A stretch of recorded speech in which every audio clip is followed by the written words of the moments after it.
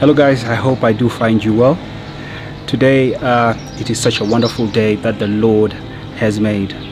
Right behind me we have the famous race course. This is where we have, here in Zimbabwe, we have our horse racing and so forth. And one of my first jobs, I worked here for close to 3 years.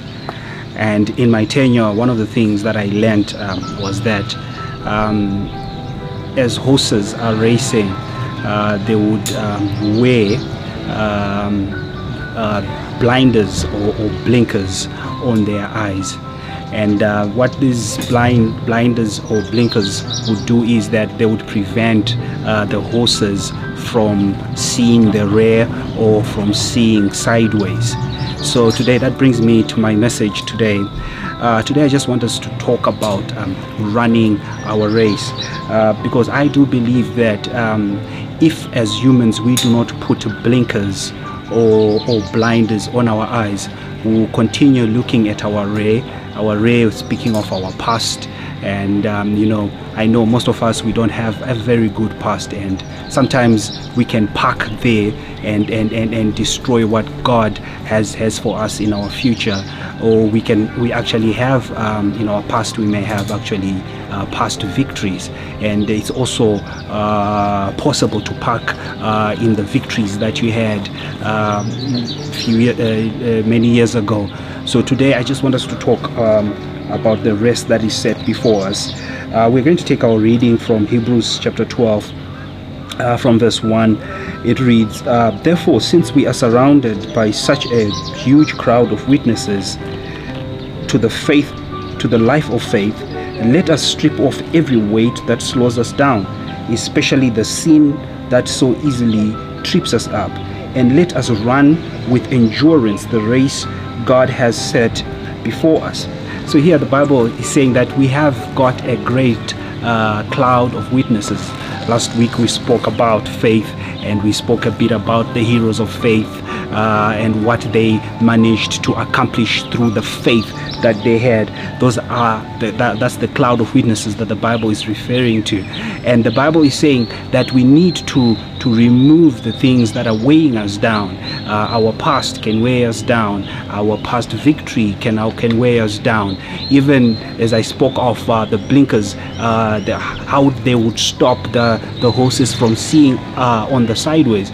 We can actually be weighed down by competition itself, and so forth. So the Bible there is clearly saying that we should take everything down, remove everything that is weighing us down.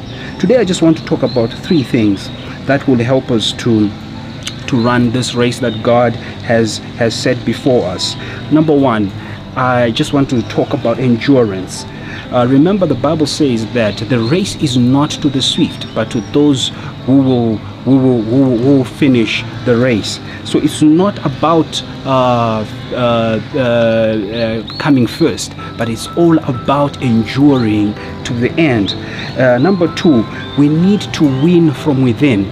It's very key that, even as we are going through this crisis, I know we may be losing on the outside, just like Job says, though ye slay me, yet will I praise you. Job was losing from the outside, but one thing that I want to tell you about Job today is that even though he had lost his family, even though he had lost his business, even though even his health was not so well, he chose to win from within. And it's always that when people choose to win from within, they will always bounce back. Remember, your attitude always determines the outcome. The great Miles Monroe said, we become what we believe. So it's very key that we choose to win from within. And the third thing, we need to be resilient. Resilient is very key. The Bible says a righteous man falls 7 times. We will all fail at some point in life, but it's very key that, whenever we fail, we always bounce back. I love what the great Muhammad Ali said. He says that do not count the days, but make the days count. So that's my encouragement for you today, that endure through the race, win from within, and be resilient.